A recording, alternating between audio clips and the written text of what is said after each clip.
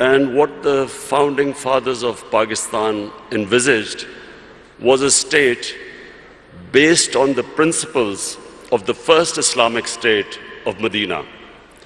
And those principles were justice, meritocracy, a welfare state where the state took responsibility for the weaker section of the society, and above all, state to educate its people. So these were the principles very lofty principles, why Pakistan came into being. So when we talk about Naya Pakistan, it means going back to the principles of what the founding fathers stood for. And hence the struggle to educate our people, develop our human resources, strengthen our institutions, especially of justice. Sadly for us, some of those principles are more visible in, say, the Scandinavian republics, say in Switzerland, say in New Zealand, than in Pakistan, what was supposed to be an example for what an ideal Muslim state was supposed to be. You've mentioned so many important points that I'm going to go back to one by one. So working on human capital, fighting corruption, empowering the economy. Walk us through the economic agenda of your government now. Well, we have been in power for 60 days. We have inherited two big deficits: fiscal deficit, current account deficit. And so the immediate concern for our government is to increase our exports. We need to increase our exports because we have shortage of foreign reserves because of our current account deficit. We need to get more remittances through the banking channels because there are about 8 to 9 million Pakistanis who work abroad, who are living abroad. So we need to bolster our foreign exchange reserves, immediate improvement in exports, giving incentives to the exporters, getting Pakistanis to send remittances through the banking channels, because then we would have enough dollars. At the same time, clamping down on money laundering. It's a problem in most of the developing world where the money leaves the country through illegal channels. And then create the opportunities for investment. So these are the immediate measures we have been taking in these 2 months. Obviously, to get through this difficult period, we're looking for loans. And that's actually my next question, because with such an ambitious agenda, you require resources. How does your government plan to overcome the existing financing gap? Are we talking about loans, IMF program? What are the options you have on the table? Well, whatever reforms we do today, the impact will be in maybe 3 months, 6 months, a year's time. So right now we need to have loans to go through this difficult period of repaying or servicing our debts for our imports. So we are talking to both IMF, and also we are talking to friendly governments that we could go through this difficult period to get loans.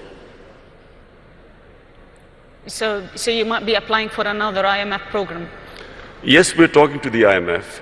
What we are hoping is that we can do a bit of both, get some loans from friendly governments, at the same time get a loan from the IMF, and so to go through this period, which we feel we have a tough period for the next 3 to 6 months. I'm going to go back to the point you mentioned in your first answer. So during your victory speech, your main point was fighting corruption in Pakistan and powering the economy.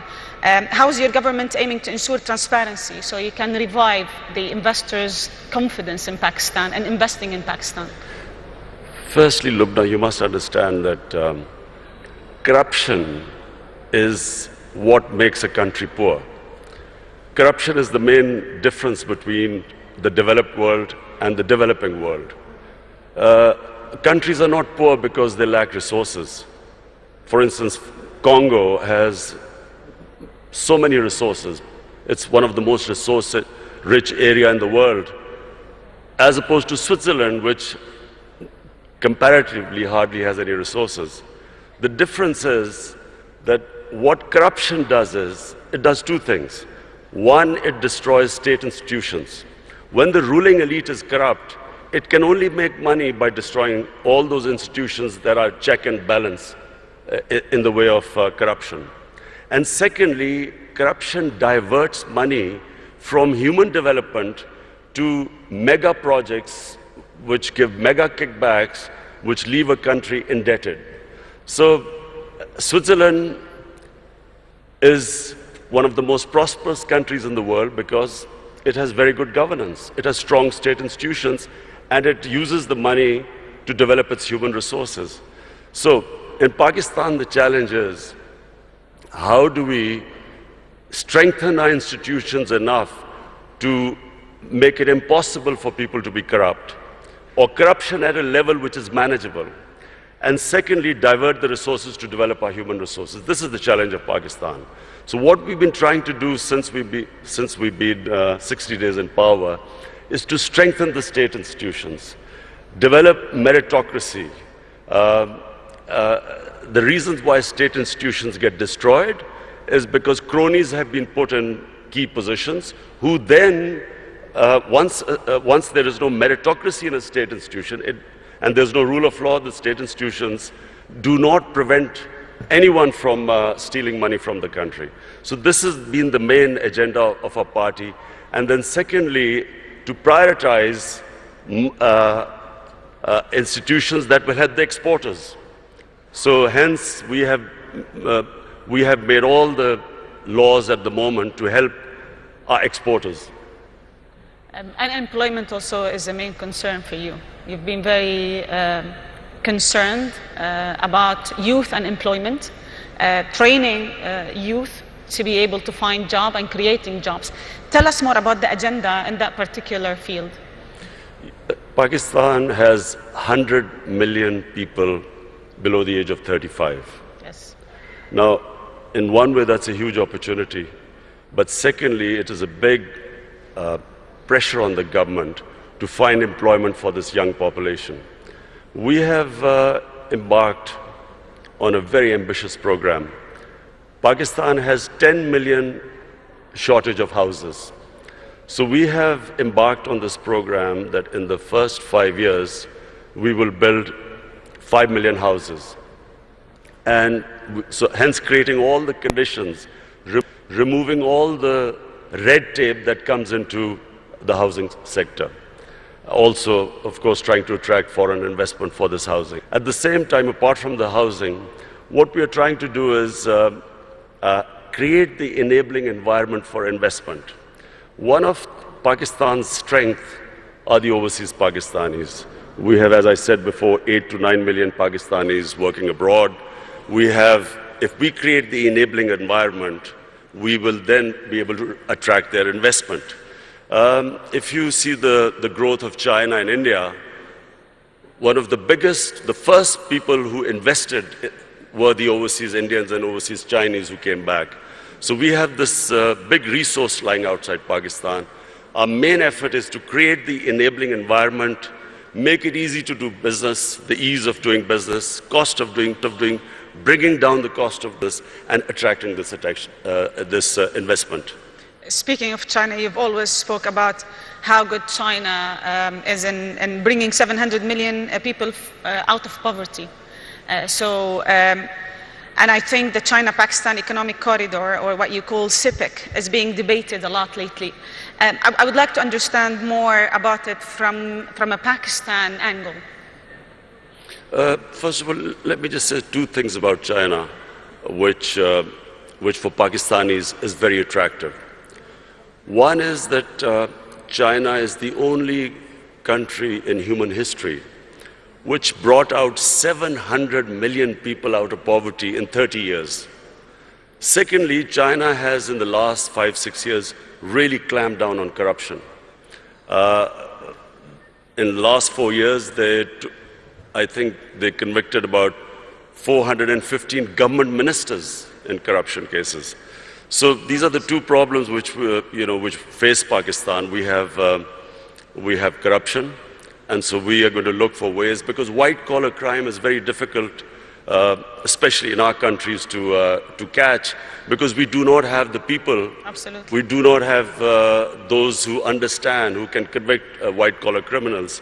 So we are going to get help from China. And secondly, all the ways, the way they have brought this huge amount of humanity out of poverty. So poverty alleviation is the second thing which we learn from China, and I'm going there next month. So we hope to, we've already asked the Chinese government to help us in these two areas. CPEC is a great opportunity for Pakistan. CPEC connects us to China, which is one of the biggest markets. Because of CPEC, we are developing Gwadar, which is, after Singapore, the second deepest port. And because of CPEC, we are developing these special economic zones where we will invite investments from all over. So hence, provided we get our governance structure right, CPEC is a great opportunity for Pakistan.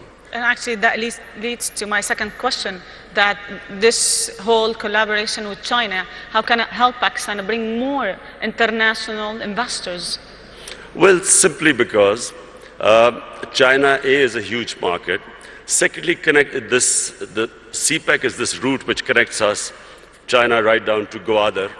So we have all this opportunity with these special economic zones to invite people. It gives a great opportunity for investment. And remember Pakistan's strategic position. It is sitting next to two of the biggest markets, India on one side, China there, and then of course, inshallah, when peace returns to Afghanistan, then we have this all the way to Central Asia. So Pakistan is strategically probably one of those countries blessed. It is placed in one of the great positions in the geography of the world. And actually, I would like to comment on this point, but because rightly so, like Pakistan is very well placed to connect Central Asia, Middle East, China, and the Eastern markets. Do you have a plan to leverage on that natural advantage? The plan is to create the enabling environment in Pakistan so that we can attract investors. Not just foreign investors, not just overseas Pakistani investors, even our own investors who, unfortunately, because of our poor governance system, were not really investing in Pakistan. We didn't even give them enough incentives, and I'm talking about Pakistani investors. So we are restructuring our duty structure. We are our tax incentives. We are restructuring everything so to incentivize people to invest. What are the sectors that you think investors would be more interested in Pakistan? Minerals. There are vast amount of mineral wealth lying in Pakistan. Coal. We have one of the biggest coal reserves in the world. We have copper reserves, one of the biggest copper reserves. Zinc. We have a lot of areas of gas which have not been explored at all. But then we have tourism. You see, Pakistan is one of the most diverse countries in the world. Pakistan starts with alpine in the north. We have alpine climate. And then from the highest, which is the second highest mountain in the world, which is K2, we go on to the sea. We have 12 climatic zones on the way. So we have, tourism has exploded in Pakistan. Our infrastructure cannot cope with the tourists. So that's one of the biggest opportunities to invest in our country. And then we have three types of tourism. We have religious tourism. North of Pakistan was the center of the Buddhist civilization. We have the oldest civilization in the world, which is the Indus Valley civilization in Mohenjo-daro. Peshawar is one of the oldest living cities in the world, 2,500 years old. Lahore, also one of the ancient cities. So Pakistan is a diverse country. It's unfortunately because of the war on terror, last 13, 14 years, we had turmoil where tourism disappeared. But in the last 2 years, we have all records of tourism have been broken in our country. So that's a great area to invest. So you've mentioned 2 points, tourism and energy. You've spoken enough about tourism and what should happen and how the investment should be. But on housing is also, of course, 5 million houses we are building. That's another area we're expecting investment from abroad. Let me talk about energy, because I think finding a sustainable fuel and gas supply by investing in Pakistan's own production is vital for your economy. What's your plan to reducing energy dependency and really inviting international investors and local investors to invest in that particular field? You see, we have hardly had any investment in our mineral resources. And one of the reasons, as I said again, in the last 15 years, was this war on terror, where we became the center of terrorism, suicide attacks, and so investors would not come to Pakistan. Then we had last 10 years very poor governance, corruption. We did not give enough incentives for investors to come to our country. Now, thanks to our security forces, our intelligence agencies, Pakistan has controlled terrorism. It's within Pakistan now, we have really clamped down on terrorism. It's very secure. We still have problems, terrorism coming from Afghanistan, but that's why we are hoping that these peace talks, hopefully peace talks between Taliban and the Americans, we hope that once Afghanistan settles, then not only will there be no terrorism within Pakistan, but then we have this access all the way to Central Asia. So we did not have investment coming into our gas, into our other minerals, because we had turmoil in our country. Now with peace and stability, we have people coming in. We have some of the big giants in the energy sector now showing interest. In fact, in December, I think Exxon is coming in Pakistan. They're coming back to Pakistan. And also we want to give incentives for the people in the investors in the energy sector to come and invest in our country. Your Excellency, from here, from the FII, what message do you want to give the world about Pakistan? The message is that Pakistan is a country with great potential. In the 60s, Pakistan was growing faster than almost any country in Asia, and that's because we had the best governance system. We unfortunately lost our way. In the 80s, we ended up in what was the Afghan Jihad. We then had remnants of the Afghan Jihad throughout the 90s. 9/11, post 9/11, we suffered from terrorism. And then our governance system also, unfortunately, did not enable us to attract investment. Now, Pakistan, in my opinion, is ready. I repeat, the biggest resource in Pakistan are the 100 million Pakistanis below the age of 35. It's a huge potential in the country. We have a diverse, mineral-rich country, one of the most fertile lands in the Indus Valley Basin. So today, the country stands where it is probably right now is the best time for investors to come to our country. Thank you very much. I'm going to open the floor now for some questions. We've got around 10 minutes. So if you have any questions, please just mention your name and your institution. We've got some mics.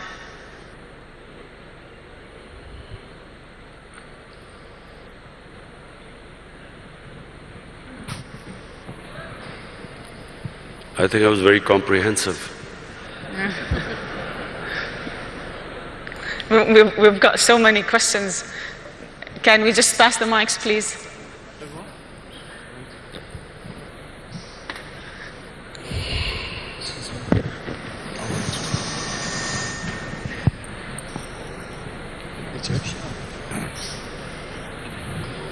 Bismillah ar-Rahman ar-Rahim. Your Excellency, welcome to Saudi Arabia. Okay, welcome. Saudi Arabia businessmen are really very much looking at investment opportunities in Pakistan. We have a lack of information. I think we need to strengthen the economic section of the Pakistani embassy in Saudi Arabia so that the Saudi businessmen have full information. We believe, from our experience, with the expertise of Pakistanis working in Saudi Arabia, who really shared with us our experience of development, they really show a potential to build a great country in Pakistan, like helping us to build a great country in Saudi Arabia. So we are looking forward to get more information about Pakistan because many Saudi businessmen are interested for investment in Pakistan. Thank you. Thank you. I have spoken to His Highness Prince Salman, and he is already organizing businessmen from Saudi Arabia to come to Pakistan to invest. So we look forward.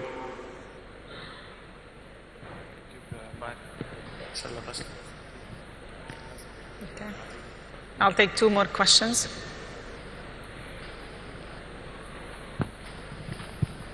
Okay. Hi Imran, I'm Bikram from Tech Mahindra. Very inspirational talk. You did mention about 100 million people below the age of 30. And you mentioned about minerals and oil and gas. Don't you think information technology also could be an avenue for Pakistan? Yes, Vikram. Information technology could be one area where we could not only improve our exports, but also provide employment to our young people. Unfortunately, we did not concentrate like India did in information technology. We've got left a bit behind, but now we are concentrating, organizing our IT sector so we can develop it. Yes.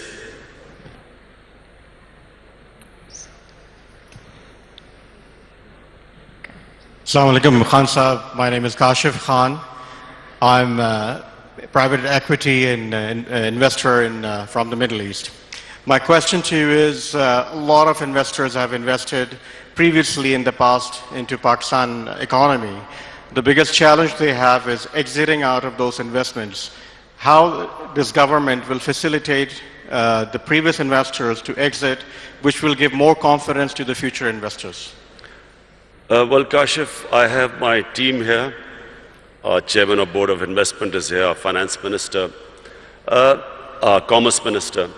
The whole idea is, in Pakistan right now, is how to make it easier for people to invest, the ease of doing business. We are already working on it, trying to remove all impediments. In fact, we are now about to develop a one-window operation for investors, that anyone who wants to invest in Pakistan, he will just be able to contact one point where they can contact, and any problems they are having, we will remove.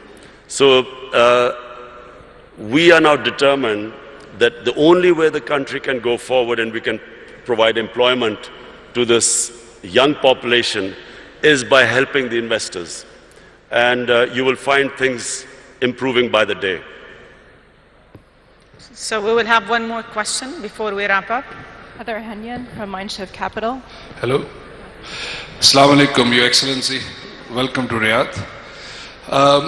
Pakistan is one of the largest importers of oil, and Saudi being one of the largest exporters. So can you maybe shed light on the possibilities of potential cooperation in oil refineries or downstream opportunities in manufacturing in Pakistan? Well, we are already talking to Saudi investors for an oil refinery to be built in Pakistan. In fact, we need 2 oil refineries in Pakistan bearing the amount of demand. So yes, the answer is yes, we are talking to Saudi Arabia. We have already met Saudi investors who just came over to Pakistan.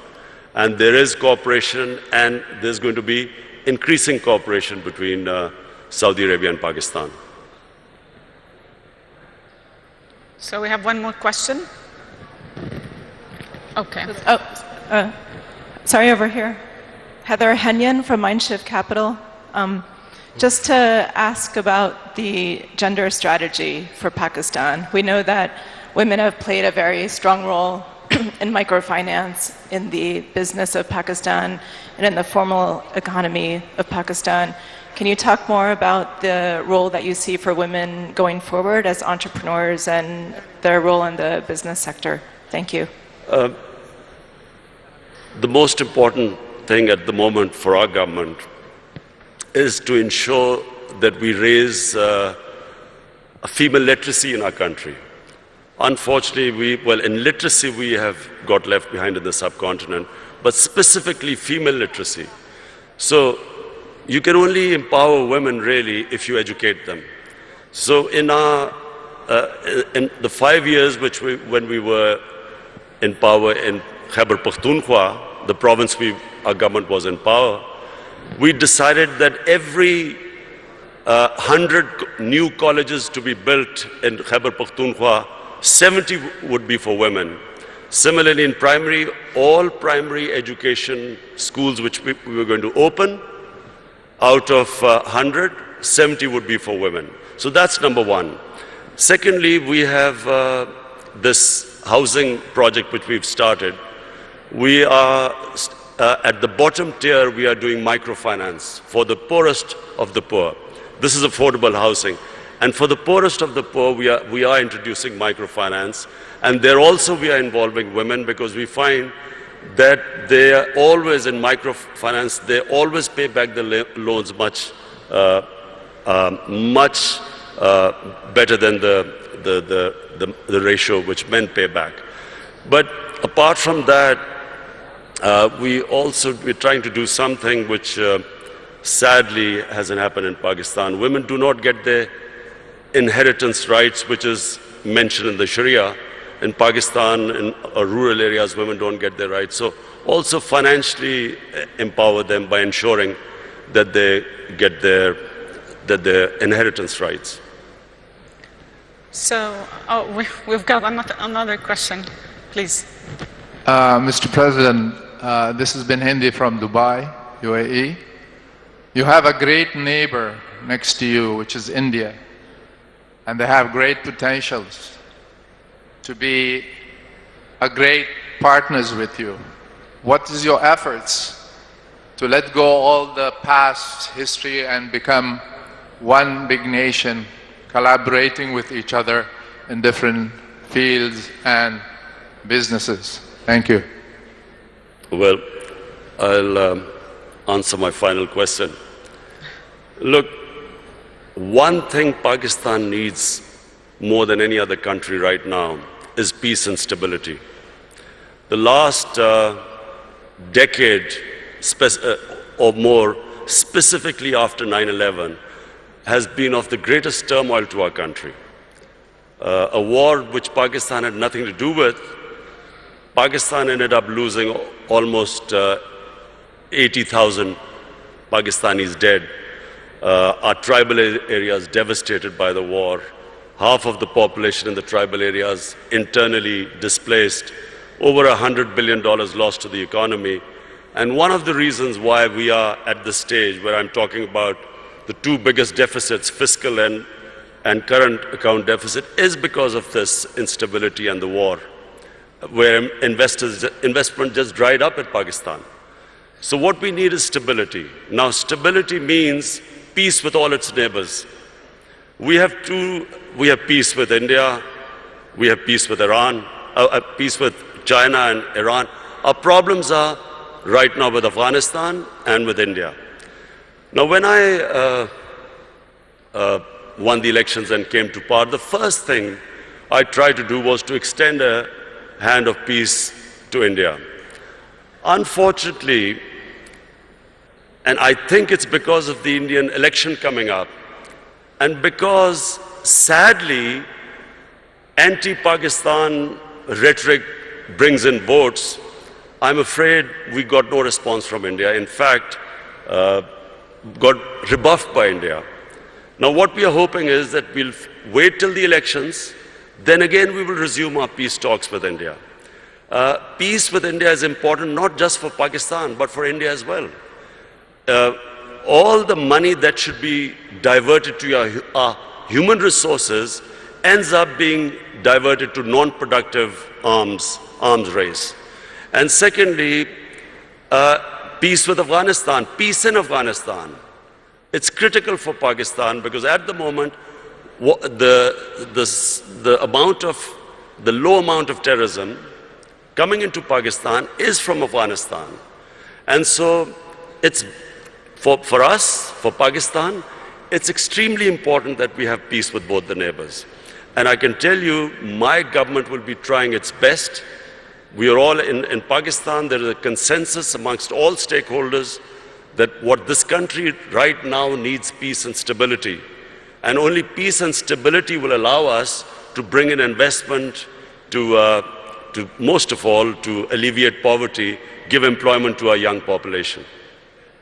So we will wrap it here. Thank you very much for joining us, and thank you for sharing with us all this.